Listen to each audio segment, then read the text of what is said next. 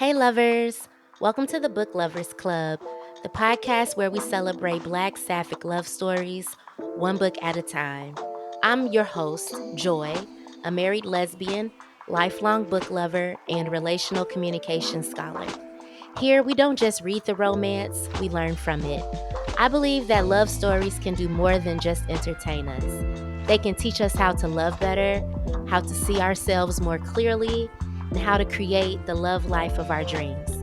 Each week, I'll dive into sapphic stories written for us and by us, while weaving in personal insights and communication lessons you can take off the page. So grab your drink, get cozy, and let's turn the page together. Welcome to the club.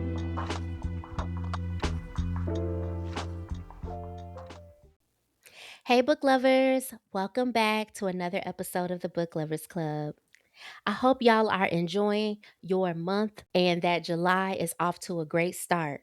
Okay. In case you missed last week's episode, this month we are reading Off Script by Ava Freeman and Leather Lace and Locks by Anne Shea. So next week will be my book discussion episode where I dive deep into both books and share my rating and review. So that episode will have spoilers and I'll really unpack both books. So if you have not finished the books yet, no worries. Come back next week once you've finished and, hear my thoughts and see if you agree with my opinions about the book. But today I am going to talk just a little bit about off script. So, while I was reading the book, there was this part that like really stood out to me. And it might not be that significant to other people, but it was significant to me. Okay, so there was a part in the book where Arabella and Roxanne, they're the two FMCs in the book, they were about to have a movie night. And Roxanne suggested that they watch Boomerang with Eddie Murphy because it is a classic 90s film and it's the perfect rom com. And she's like, it's got chemistry between the characters and the good classic 90s fashion. The soundtrack is good. It's got these iconic scenes. Like it's the perfect rom-com. So Arabella goes like, but I want to introduce love and basketball into the conversation if we're talking about perfect rom-coms. And it was like a record scratch. Okay, I was like, love and basketball? Perfect rom-com? Huh? No. In what world, in what reality was Love and Basketball anything but a horror film? The way this man played in Monica's face, make it make sense. The math ain't mathin'. The way they used to sell us this struggle love in the 90s is unreal. So many women really bought into these narratives thinking that that was really good partnership. Another movie, just random, but Deliver Us from Eva always pisses me off because all of the sisters' men were trash. Like, why y'all this concerned about money that's not yours? And yes, Eva needed her something to do. She was entirely too involved in her sisters' lives. But rightfully so. Their men were trash. Okay? Like, why y'all all worried about the Dandridge Fund? Anyway, a lot of these movies from that era, to me, that wasn't romance. But that's what they were selling us. They were normalizing this very toxic shit. Okay? And I think it set a lot of women up for failure. Okay? Trying to go back and watch some of the movies and you just like, ugh, what?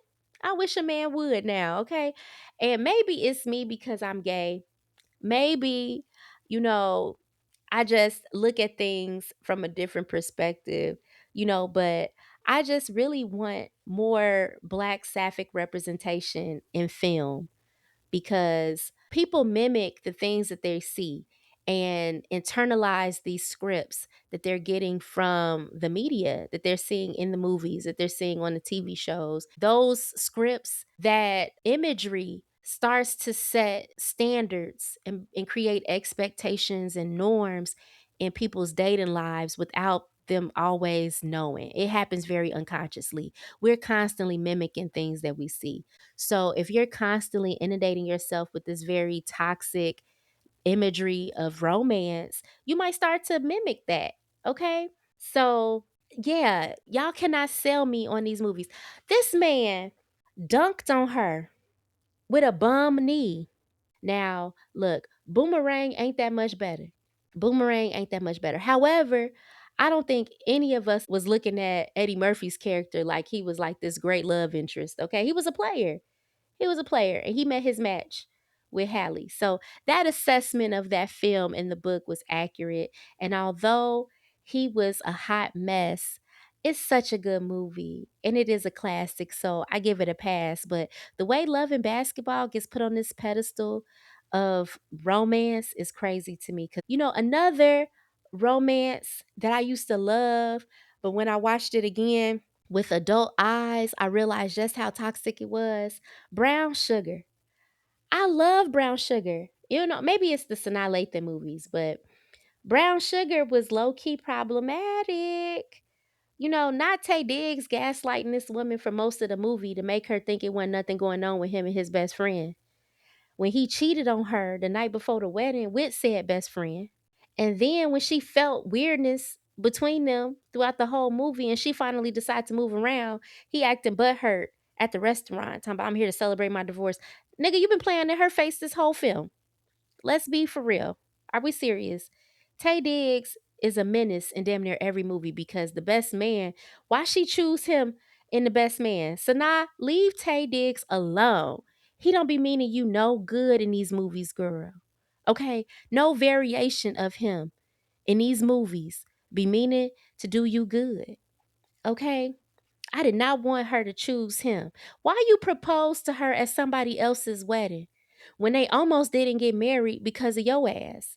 So not only did you fuck up their wedding because you decided to put all of the business in the book. You could have took that secret to the grave, but you decided to put it in the book, thinking that your best friend wasn't going to read this book before the wedding. So the wedding almost got called off and then had the audacity to propose at the wedding?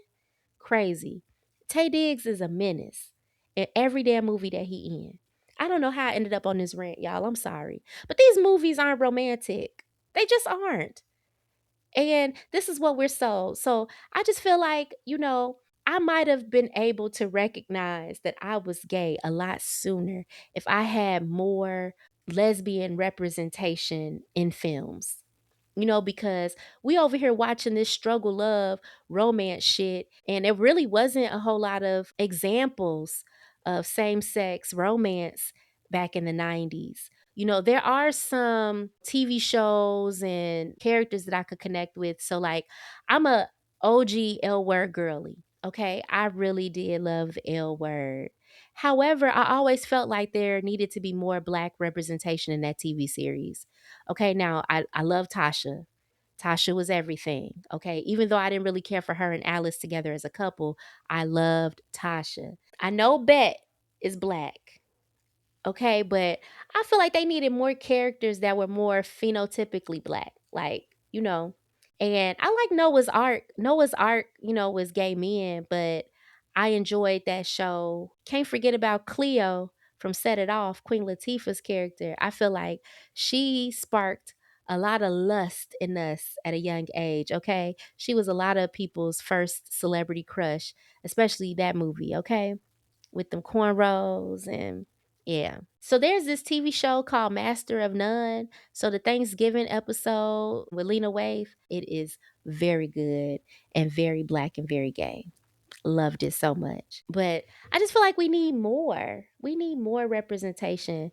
You know, if we gonna have these struggle narratives out here in the hetero space, like we need to have some positive examples of what Black lesbian, Black sapphic, Black queer relationships could look like and be, because the movies and TV shows and the books, having Black sapphic representation is so important because it does help some of us visualize what our lives could be. I want to see Black sapphic representation in all the genres. I want Black sapphic thrillers, Black sapphic murder mysteries, all the things, comedy. So Tuesday Harper, she's another Black sapphic author. So she did write on Threads this past week that a lot of the queer representation that we're seeking in film that exists already in the books. Like, it's so many good stories and so much good representation in the books. And I really agree with her.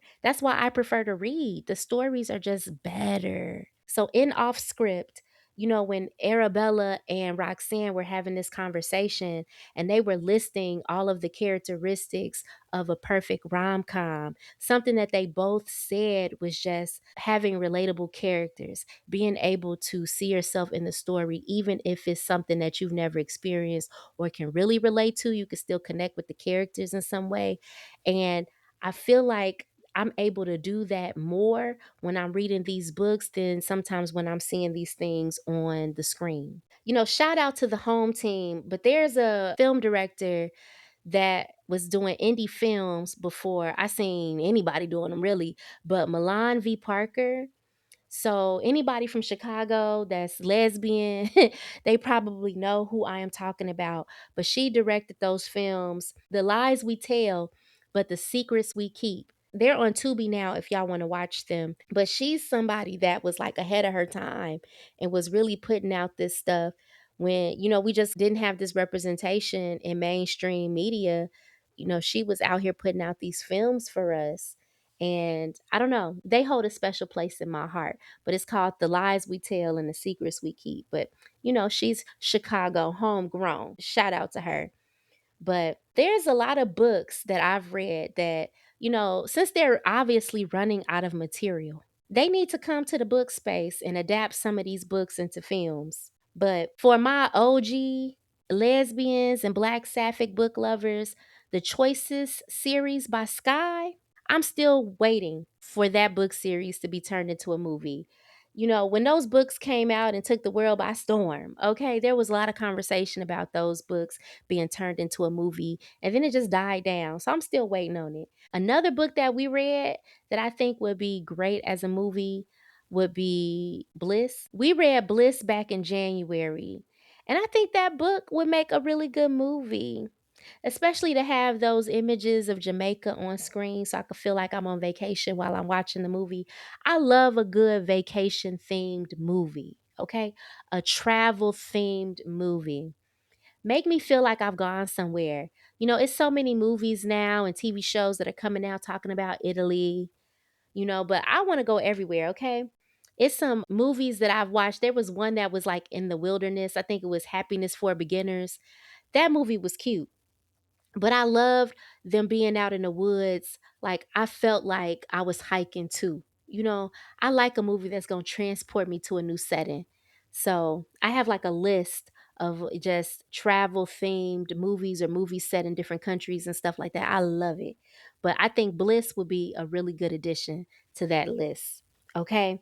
Bad Beat by Elton Bennett is another one. So that book is set in Vegas and it's with competitive poker players.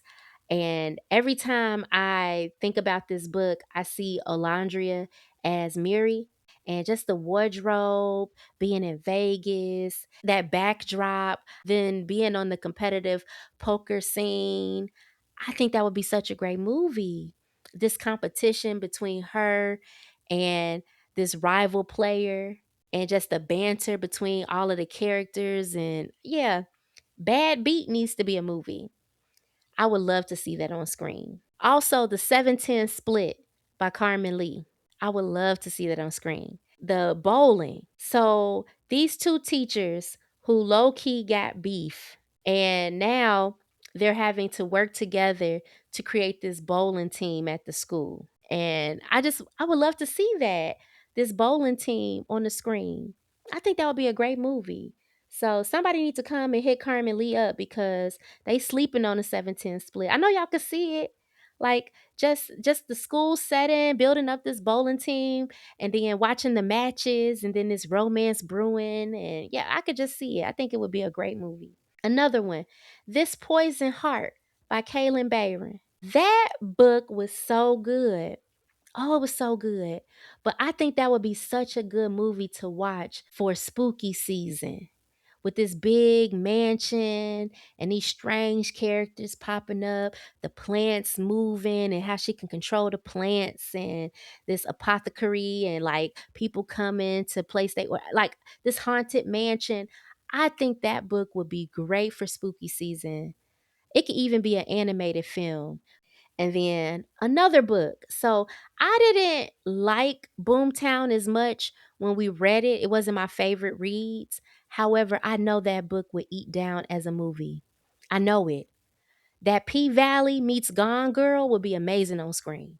I already know. Now, she should really look into that book becoming a movie because I just know it would be done well. It would be really good. I'll Be Gone for Christmas by Georgia K. Boone. That would be great as a movie. Low key, I think the reason why I feel this way is because it already kind of mirrors The Holiday with Kate Winslet and Cameron Diaz. So that's already a movie. So because this book is very similar, I think that that would be a great Christmas movie.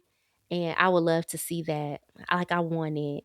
Yeah, I think that would be amazing as a movie. But I don't know. I just, like I said, I'm ready for some more Black Sapphic representation. And, that was actually one of the panels that I had went to at Black Romance Book Fest. So Kennedy Ryan was on a panel and they were talking about book to TV, book to film adaptations. A lot of the authors that were on the panel, their books were then optioned into movies and film and things. So it was nice learning about that and hearing about their journeys with that and the process and all of that. So, it was just so much information that was just shared at Black Romance Book Fest. It's been a lot of conversations about the festival because they've been doing all of their author announcements. And some of my favorites are returning to the festival next year. In case you missed the episode and you want to hear all of my thoughts and opinions about Black Romance Book Fest, you got to go a couple of episodes back to the episode. I want to say it was Good as Hell. Go back and listen to the episode I dropped at the top of June. And that's the one where I talked about my experience at Black Romance Book Fest. I had an amazing time and it was just so much fun. Okay. And I enjoyed myself tremendously and I cannot wait to do it again. Okay. I cannot wait to do it again. It was a good time. So if you want to hear all of that, just go back and listen to that episode in case you missed it. But, everybody's talking about Black Romance Book Fest right now because of the author announcements and stuff. But those panels, y'all do not want to sleep on the panels because, that was one where, just sitting there hearing about these authors and how their books are going to be on screen. I just want that for the Black Sapphic authors. These stories deserve that too. We deserve that. I want to see just better representation. And I think the heteros deserve more. If this is what is considered romance, these little struggle, Tay Dig, Sanaa Lathan storylines, like, no, baby, that's not romance. And that is toxic and it's struggle love. And Black women deserve better. Okay. So, but at least they got the representation. I'm trying to fight for us to get on the screen. Okay. So, it's different fights. But yeah, these movies, not given. But anyway, that part in the book of off script had me ready to argue Arabella down. And I had to check myself and was like, girl, this is not a real person. She's not a real person. And I was like, you know what? You can't even really be mad at her because the author wrote it. And I'm like, do she feel this way? Do she really think that Love and Basketball is the perfect rom com? Because I got questions. I got questions. But no, I was over here silently arguing with Arabella because, girl, in what world? In what world? Now, Boomerang has its flaws, but Eartha Kitt is in Boomerang. It's always gonna be a bop. Always. I love that movie. I love that movie. It is a classic. Holly Berry, like in her prime. Actually, I don't. She's still in her prime. That woman is one of God's favorites. Okay, to be aging like this is crazy. Okay, she looks amazing. But Boomerang is just a classic. But as much as I talk shit about Love and Basketball, it was indicative of the time that it was in. Like, at that time, it really did feel like it was a great movie. And I enjoyed it when I was watching it, but I I just didn't feel sold on their love. So now that it's so many people that's coming out talking about how they felt the same way and how it's low key a horror film, I'm like, see, I'm not the only one, but I don't feel that way just about that movie. It's so many of them. I told y'all Brown Sugar, The Best Man, Deliver Us from Eva, you know, yeah. It's so many movies. I could probably continue to name them. I didn't really care for Love Jones. Y'all gonna take my black card. I didn't care for Love Jones, baby. I didn't think that was all that great. He low key stalked her. How you pop up at my house unannounced? That was creepy. That would have never worked on me. Men doing that shit in real life, I am not a fan. I didn't care for Love Jones. And I know y'all love that movie, but I didn't. So, nah, it's a no for me, dog. Okay? I don't know. I can't. I'm trying to think of a movie that I felt like, yeah, no, that's the one. That was really romantic. Like that was the perfect rom-com. And I can't think of it. I can't. But according to Roxanne and Arabella, it's just got to have good chemistry, good fashion, good soundtrack, and relatable characters. Maybe waiting to exhale because the true love story in that film was between the friends. The love was about the friendship. So maybe waiting to exhale. You know, like Chinsia C. Higgins said in our interview, romance can exist in friendships. So maybe waiting to exhale might be the one. Now rom-com, The Preacher's Wife with Whitney Houston. Is that considered a rom com? But low key, I was over here rooting for this angel to steal this man's wife. So maybe that's not perfect either. Y'all, I really can't think of a perfect rom com that's like from that. I can't. I'm gonna have to really sit with this and think on one that I feel like, no, this one is really it. Because maybe Breaking All the Rules with Jamie Foxx and Gabrielle Union. That was good. I didn't feel like that was too toxic. I like the relationship between Jamie Foxx and Gabrielle Union. So maybe that one would be good. That would be considered. But the perfect rom com. But the fashions were given. I I love that movie. So I don't know, y'all. I don't know. Two could play that game with Vivica Fox and Morris Chestnut. Would that be considered perfect? Mm. Y'all weigh in. You let me know what you think is like the perfect rom com. And I hate that I even have to, it's taking me so long to identify one. But these hetero normative struggle love stories, they ain't for me no way. So, but if y'all know of a black sapphic movie out there that I have not watched, like please point me in the right direction because I need something. Okay? I need something. I need something. The representation just has been lacking, you know. I did like on True Blood, when Tara came out as queers, like in Dating Women, and then her and Pam, the vampire. So I did like Tara and her lesbian vampire era. I mean, that's not a movie. That was just like TV show representation. But I don't know, y'all. I'm really struggling. Point me in the direction, okay? Of like a rom com because Pariah was a drama. That's not a romance. That was a drama, a coming of age story. But anyway, look, we deserve happily ever afters. We deserve to see ourselves being loved well and loved right. In TV, film, books, all the things. Black women deserve everything. Okay? And I just want that for us. And I'm tired of settling. So we're not going to let Hollywood continue to sell us these struggle toxic love narratives, okay? And until they can catch up, I'm going to keep supporting these authors so that they continue to imagine a better world for us and help us create the love lives of our dreams. If Hollywood can't get it right, then we're going to take matters into our own hands. Thank you for tuning in to the Book Lovers Club. If you love today's episode, make sure you subscribe so you never miss a chapter. And if you're feeling generous, leave a review because those reviews help other lovers find us.